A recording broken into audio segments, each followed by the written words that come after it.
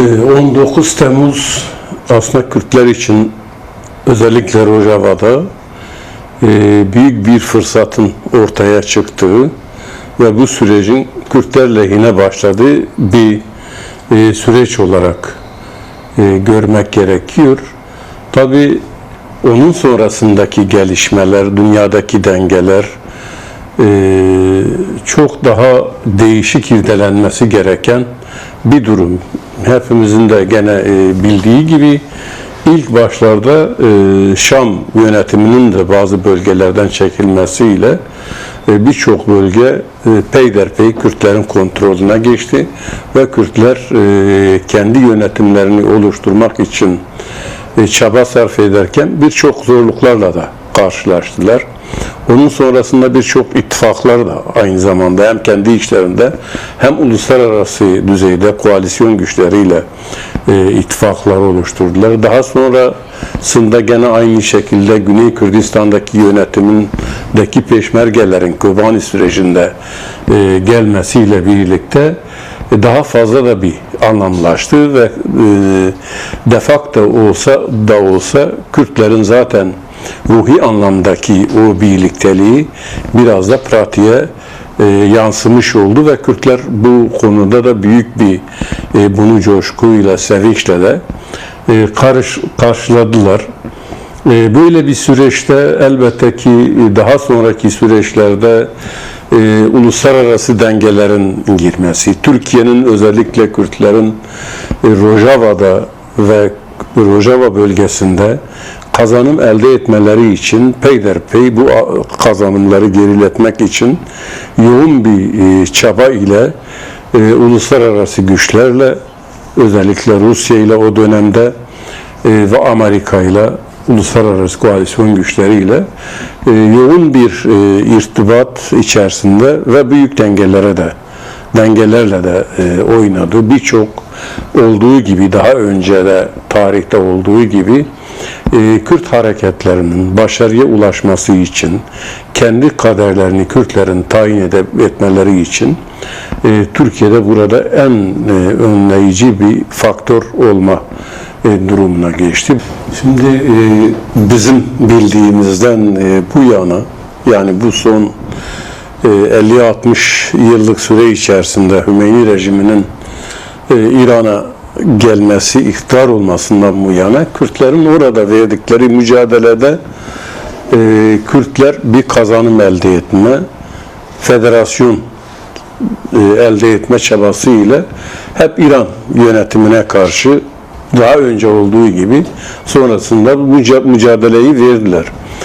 Kürtlerin elbette ki bu mücadelesinde hepimizin de bildiği gibi daha önce kurulan Türkiye, Irak, İran ve Pakistan tarafından kurulan paktlar, SENTO gibi paktlar, bu Kürtlerin bu mücadelesini her dört parçada da engellemek, dumura uğratmak, bu hakları, bu kazanımları geriletmek için ellerinden ne geldiyse bugüne kadar yaptılar.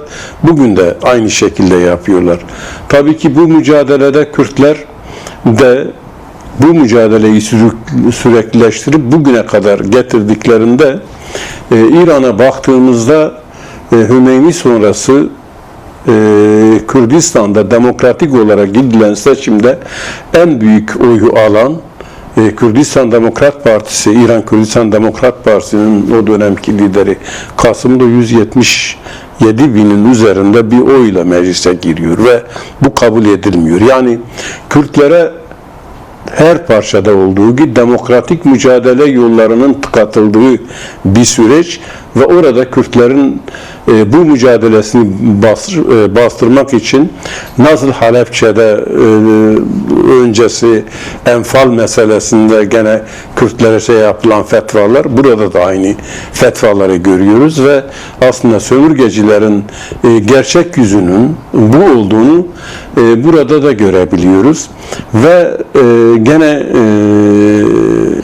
Rojava'daki Kürtler tarihleri boyunca gerek Rojava'da gerekse Başur'da daha önce verilen mücadeleye kendilerinden ödün vererek, kendi mücadelelerinden ödün vererek bu kazanımların elde edilmesi için çaba içerisinde olmuşlar ve bu mücadelelerini de sürdürmüşler. Burada Kürtleri, buradaki kazanım, yani eğer kazanım elde edilecekse ki bu görünen kadarıyla Amerika ile İran arasındaki veyahut da uluslararası güçler ile İran arasındaki bu mücadele, İsrail ile Amerika ve diğer güçler, oradaki mücadelenin belki temel esasında Kürt meselesi değil, onlara yönelen uluslararası bir tehlike ve gerçekten de gerek İran'daki her ne kadar Sünni Irak'taki ve Irak'taki Şii bir Suriye'deki Jolani hükümetinin Sünni şeyi de aynı şekilde Kürtler için büyük bir tehlike arz etmekte ve bu gelecekte de görülecek. Burada Kürtlerin oradaki birlikteliği, yani Rojava'daki birlikteliği, Kürtlerin buna çok değer ve kıymet biçmesi gerekiyor. Ve bugünkü durumda da Kürtlerin aynı şekilde oradaki kazanımların, nasıl ki Rojava'daki kazanımlar, Başur'daki kazanımlar ve bugünkü işte federal yapının diğer parçalar üzerindeki olumlu etkileri görüldüyse, buradaki bu mücadele de Kürtler üzerinde büyük bir olumlu etki gösterecek ve Kürtler Kobani sürecinden değil, bu son dönemde Jolani'nin saldırıları, Kürtlerin elde etmek ettikleri otonom özerk bölgelerinin elden düşmesi için verdikleri o hunharca, canavarca baskılar diyebiliriz. Aynı şekilde İran tarafında da bu hakların elde edilmemesi için uluslararası güçler İran'a saldırırken İran da Kürtlere saldırmakta.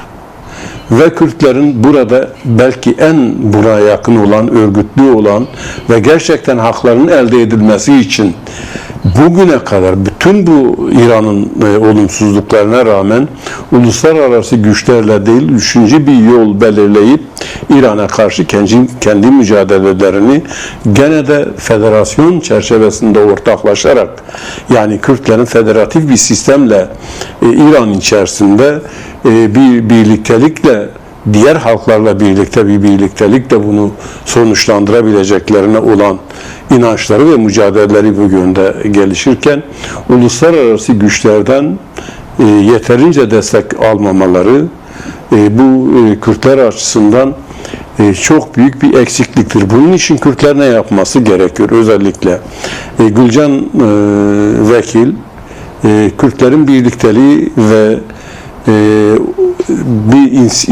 birlik inisiyatifi ile ilgili, demokratik birlik inisiyatifi ile ilgili geniş anlamda açıklamalar yapıldı. Bunun aynı şekilde buradaki gelişmelere de sahip çıkarak yapması gerekir. Fakat gerek Kobani sürecinde ve gene en son Kerkük meselesinde, Afrin meselesinde, en son olarak da gene Rojava meselesinde şunu görebildik. Kürtlerin birlikteliği bir olup, yani halk olarak parti ve siyasi temsilciler değil. Şu ana kadar da Kürtleri temsil eden siyasi partiler ciddi anlamda ne Rojava'da, ne Bakür'de, ne Başur'da, ne de Rojava'da bu süreçte bir araya gelmiyor. Ama ciddi bir birliktelik oluşturulamamış. En büyük eksikliğimiz buradaki bu mücadelenin buradaki eksikliği bu ve bunlara pozitif anlamda bir destek sunamamamız.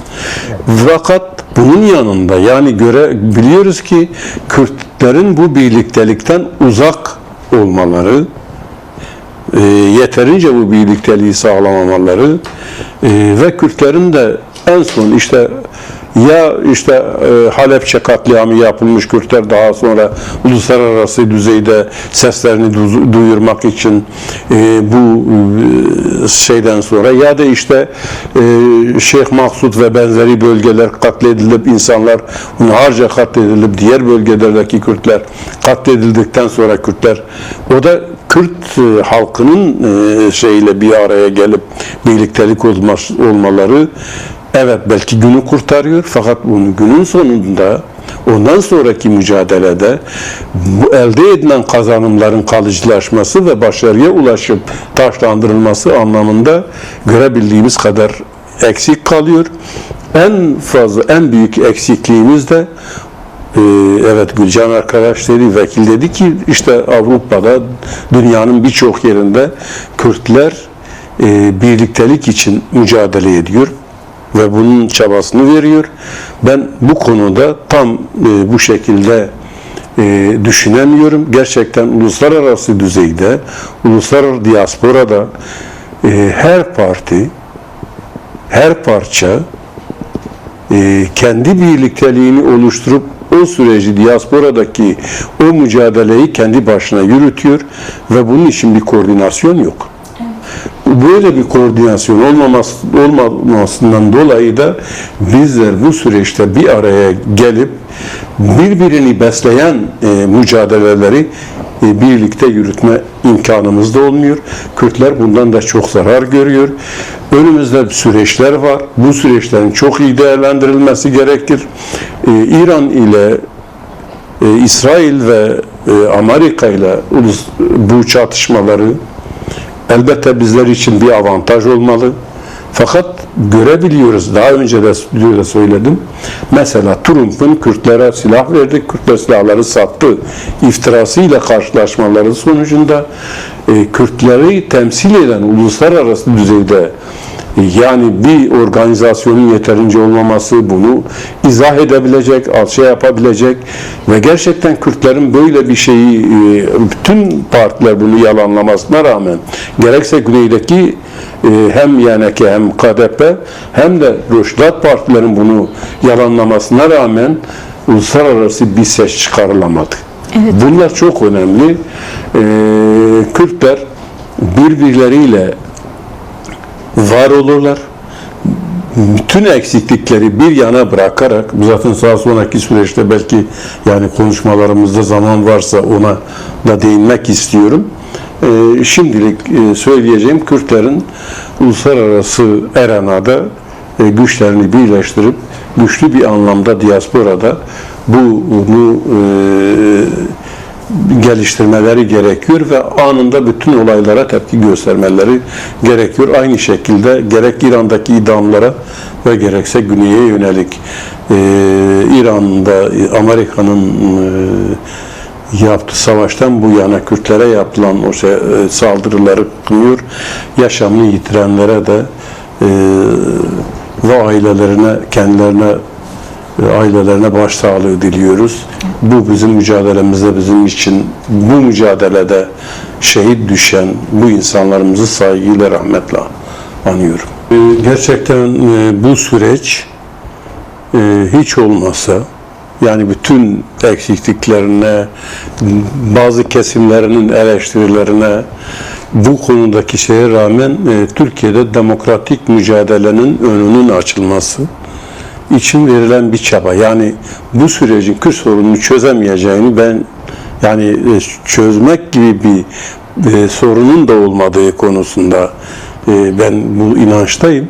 Fakat bu mücadelenin önünü açabilecek, sizin de dediğiniz gibi demokratik anlamdaki bu mücadelede birbirine yakın duran ve gerçekten bu sorunun demokratik yollarla çözülmesini savunan, bunun içinde toplumun örgütlü olması, gelecek konusunda gelecek tehlikelere karşı kendini koruyabilecek bir sürecin de örülmesi gerekiyor. Çünkü bu mücadele uzun soluklu bir mücadeledir. Gelgitlerle doludur. Evet, bir gün gelir, bir yere kadar gelir, ondan sonra geri adım atılır. Bu geri adım atılmalar insanlarımızda, bizlerde umutsuzluk değil, daha ileriye adım atabilecek şekilde yeni projeler, yeni planlamalar, yeni birlikteliklerin de oluşması gerekiyor. Bu yönüyle bu sürecin bunun önünü açabileceğine inanıyorum. Fakat toplum nezdinde birkaç kez gene bu programa katıldım.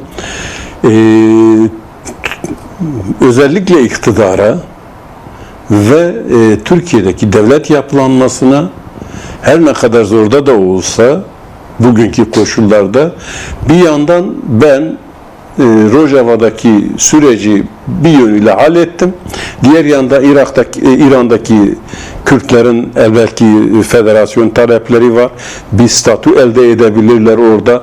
Onu da minimize ettim. Şu anda uluslararası güçlerin destek verdiği, Kürtlere destek verdiği o desteği de belirli ölçülerde kestim.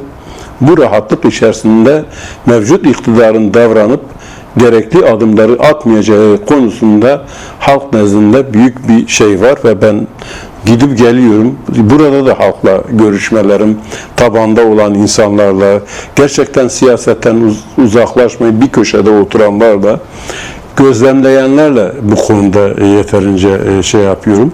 Bu sürece olan bu iktidar cephesindeki Kürtlere hak ve taleplerinin verilmeyeceği konusunda bir şey var.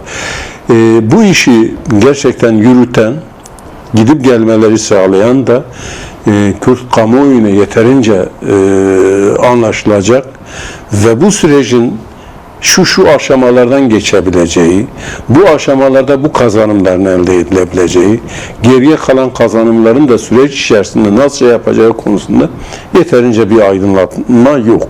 Bu konuda bunu söylüyorum. Mesele Kürtlerin birlikteliğine tekrar dönmek istiyorum. Evet, Sinan vekilin söyledikleri birçok yere bakıyorum, görüyorum, evet.